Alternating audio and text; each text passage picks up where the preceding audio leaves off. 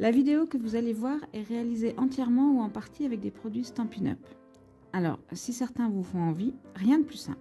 Pour les acheter, il vous suffit de vous rendre sur la boutique stampinup.fr. Là, vous retrouverez dans le coin en haut à gauche un onglet intitulé « Trouver une démonstratrice ». Vous cliquez dessus. Une fenêtre va apparaître. Et là, il vous faut cliquer sur le premier bouton qui s'intitule « Chercher par nom de démonstratrice ».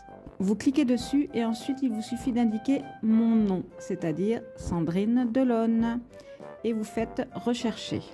Et là ensuite, il vous suffit à nouveau de cliquer sur la flèche et c'est parti, vous pouvez commencer vos achats. Bonne vidéo!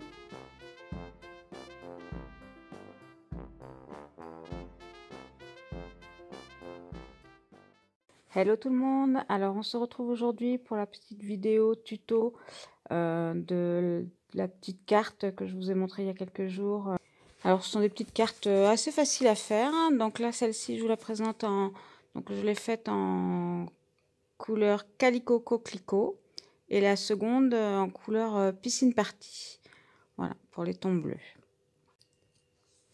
Alors quels sont les produits que j'ai utilisés pour faire ces petites cartes? Alors ici là je vous montre un lot de matrices de découpe et de classeurs d'embossage pour faire des cadres. Alors bon, ce lot-là n'est plus en vente au catalogue, mais restez jusqu'à la fin et je vous proposerai une solution. On peut toujours s'arranger. Ensuite, j'ai utilisé le lot de tampons papillons attentionnés. Et donc, j'ai utilisé les 3 tampons et puis le texte. Et enfin, j'ai utilisé le lot de tampons qui s'appelle Very Versailles. Voilà, pour le fond. J'ai aussi utilisé une perforatrice papillon, voilà, pour éviter de détourer, et une autre perforatrice pour faire des étiquettes. Donc pour le tuto d'aujourd'hui, nous allons utiliser la couleur rose rococo. Donc j'ai utilisé l'encre rose rococo et le cardstock également pour faire ma base de carte.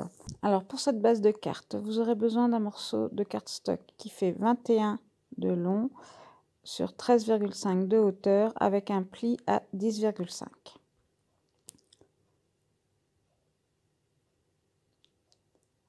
Ensuite, vous aurez besoin de 2 morceaux de cardstock blanche qui font 10 de largeur sur 13 de hauteur, les deux.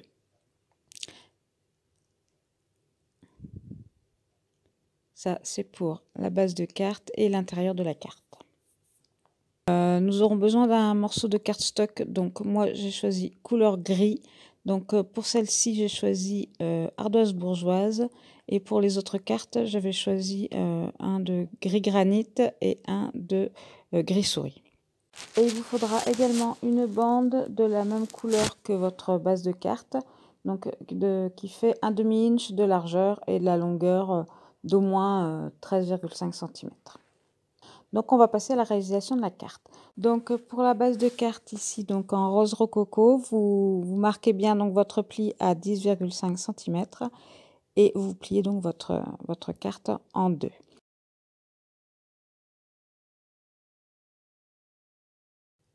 Voilà, ensuite donc je procède à la découpe de mon cadre ovale et je viens le positionner sur ma base de carte.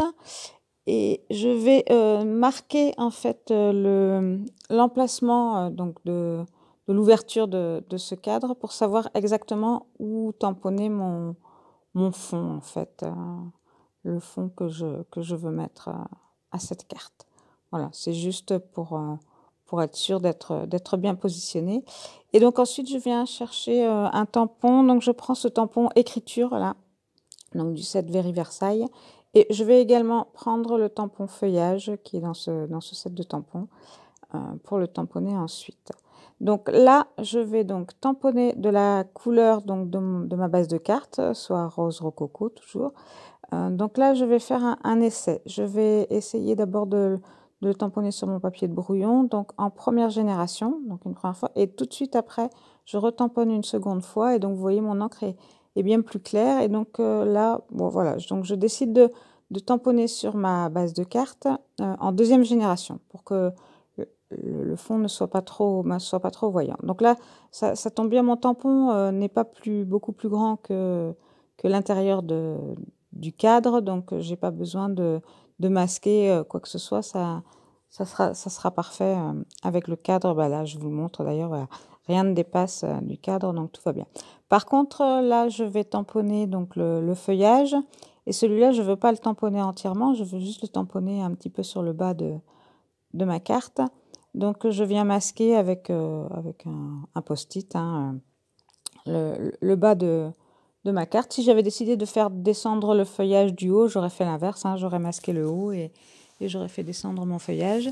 Donc là, je le tamponne en gris, donc couleur gris, mon petit feuillage. Et je viens donc le positionner correctement, enfin là où j'ai envie qu'il soit.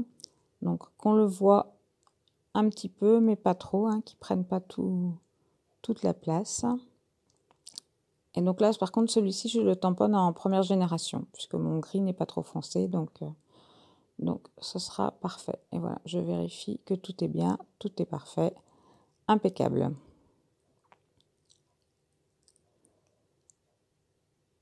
Alors ensuite, qu'est-ce que je vais faire? Ah oui, alors là, donc je vais prendre les 3 papillons qu'il y a sur la gauche là, de mon set de tampons, donc le petit, le moyen et le grand.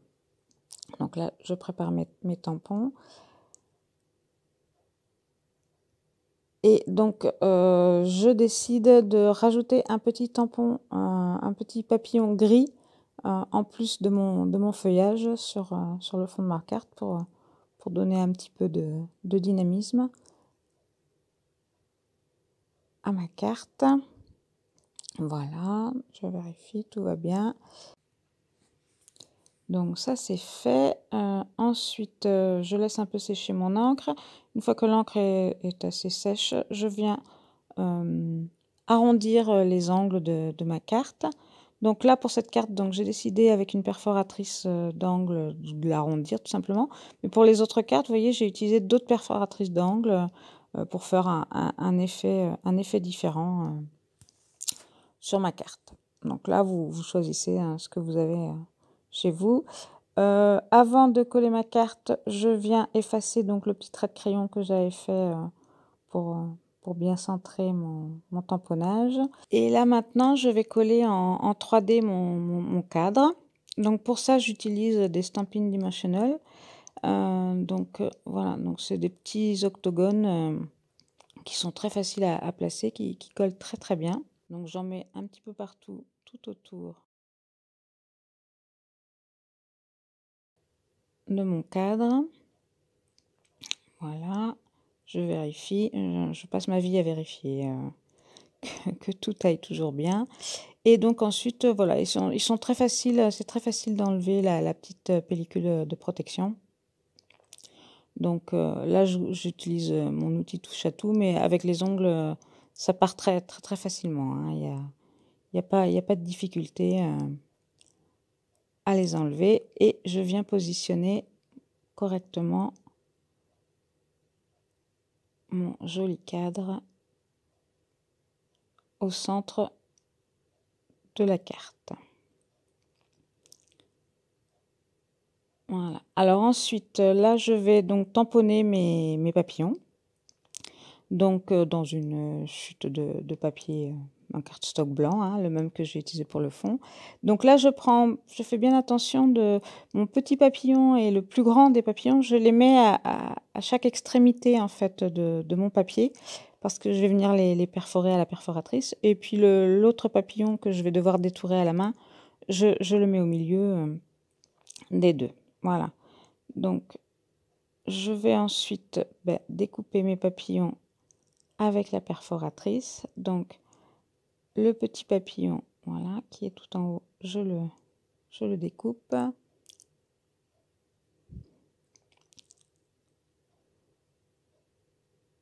Je découpe le plus grand.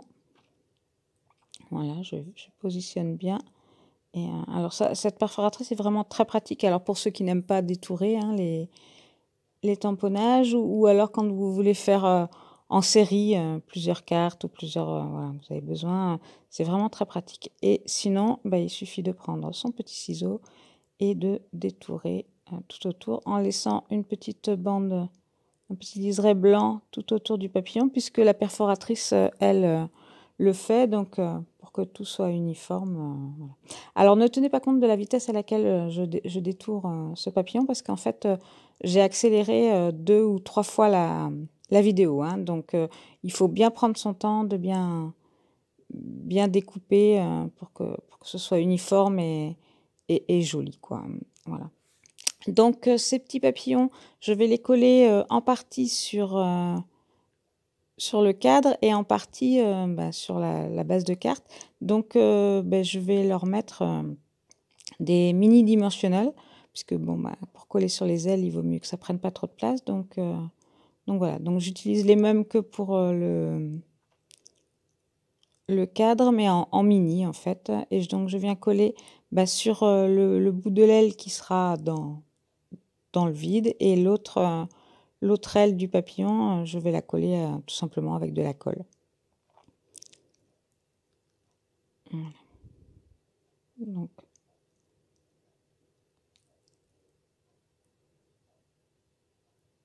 un petit point de colle et je positionne mon papillon. Voilà. Donc j'avais décidé de l'emplacement de mes papillons. J'avais fait quelques essais avant pour voir là où j'estimais qu'ils étaient les plus jolis, que ça rendait le mieux sur ma carte. Et alors celui-là n'a pas besoin de mini dimensionnel parce qu'il est collé directement, quasiment entièrement sur le cadre. Et le second, juste une aile. Non, le haut des ailes, voilà, c'est le haut des ailes. Et le bas du papillon sera collé.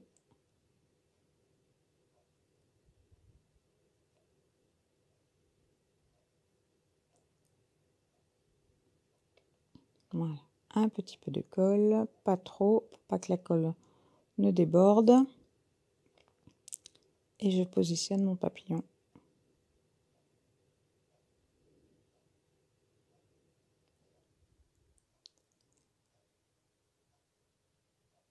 Et voilà, ma carte est presque finie. Maintenant, je viens coller donc la base sur, enfin le fond de la carte sur la base de carte. En laissant donc un petit liseré tout autour, en essayant d'être droite. Et ensuite, j'appuie bien partout pour que la colle adhère de partout. Voilà. Alors maintenant, on va faire l'intérieur de la carte. Donc là, c'est la partie où on peut écrire le petit mot sur la carte. Donc comme pour le devant de la carte, j'arrondis les angles. Et je vais tamponner un petit morceau du feuillage. Bon, cette fois-ci, le feuillage, donc je vais le tamponner en couleur rose rococo, donc la couleur de ma base de carte. Voilà, donc j'en mets un petit bout en bas à droite et un petit bout en haut à gauche. J'aurais pu faire l'inverse, les deux coins, les deux autres coins. Ça, c'est après, c'est au choix. Et puis là, bah, j'ai eu envie de rajouter un petit papillon, un mini papillon. Alors là, je regarde, je réfléchis où il me paraîtra le mieux. Et donc, je le tamponne en gris cette fois-ci. Et donc, cette partie-là est terminée également. Donc, on va pouvoir la coller sur ma base de carte.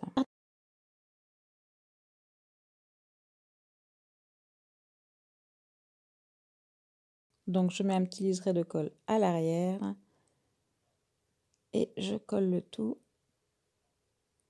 à l'intérieur de ma carte sur la droite. Voilà, donc j'appuie bien partout, faisant attention, j'appuie pas trop là où je viens de tamponner, de peur que l'encre ne soit pas tout à fait sèche.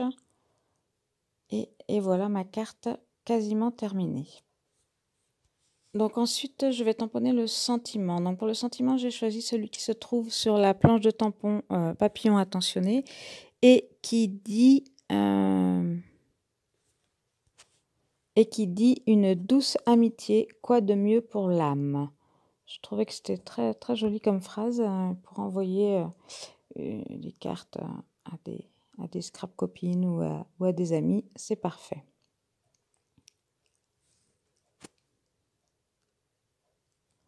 Donc, je vais tamponner cette phrase sur ma petite bande donc, qui fait un demi-inch de largeur. Donc, un demi-inch, ça correspond à environ 1,2 cm, 1,3 cm de largeur. Donc, je la tamponne. Alors, cette fois-ci, je la tamponne en encre noire pour être sûre qu'elle ressorte bien sur ma feuille parce que bon, mon rose est un peu foncé. Donc, voilà. Donc, alors ensuite, j'utilise donc ma perforatrice étiquette.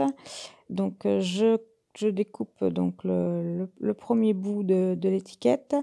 Et là, je viens calculer pour savoir, je voudrais que mon étiquette fasse toute la largeur de ma carte. Donc, je calcule, parce que quand je la passe dans ma perforatrice, il y a toujours un tout petit bout, quelques millimètres qui sont coupés. Donc voilà, bon, je fais le calcul. Après, ça aurait pu être approximatif, ça marchait tout à fait aussi bien.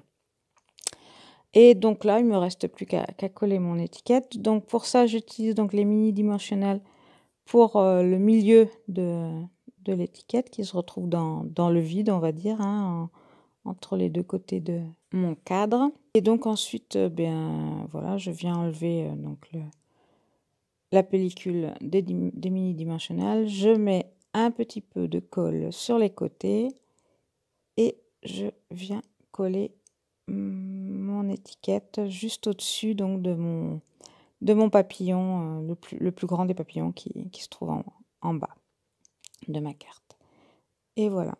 Et donc ensuite, je décide de rajouter quelques petits gouttes de nouveaux drops.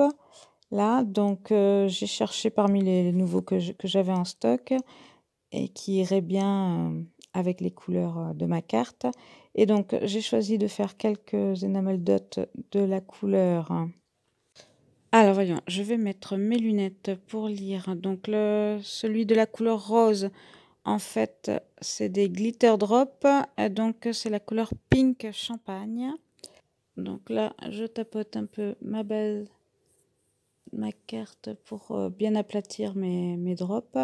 Et donc, celle que je mets de chaque côté de mon étiquette. Donc là, il s'agit de la Vintage Drop. Et donc, la couleur, c'est Colonial Blue. Et donc, je vous disais en début de vidéo, donc pour les cadres, j'ai utilisé, moi, un ensemble de dies et de classeurs d'embossage qui n'est plus au catalogue, malheureusement, parce que j'adorais vraiment cet ensemble-là. Mais donc, ce que je vous propose, si jamais vous avez envie de refaire cette carte et donc que vous décidez d'aller sur la boutique Stampin' Up et de commander des produits Stampin' Up donc en me choisissant comme démonstratrice, je vous propose de vous envoyer, vous voyez, je vous les montre là, plusieurs exemplaires de découpe en fait, hein, donc des cadres, vous voyez, ils existent en ovale et en rectangle, donc dans la couleur de votre choix, hein, on en discutera ensemble par mail, hein, si vous passez commande, j'aurai votre mail et je vous enverrai un petit mail et vous me direz votre choix de couleur, comme ça vous pourrez réaliser cette carte ou d'autres à votre convenance. Je vous remercie beaucoup d'avoir suivi cette vidéo et je vous dis à très vite pour une prochaine vidéo. Bye bye!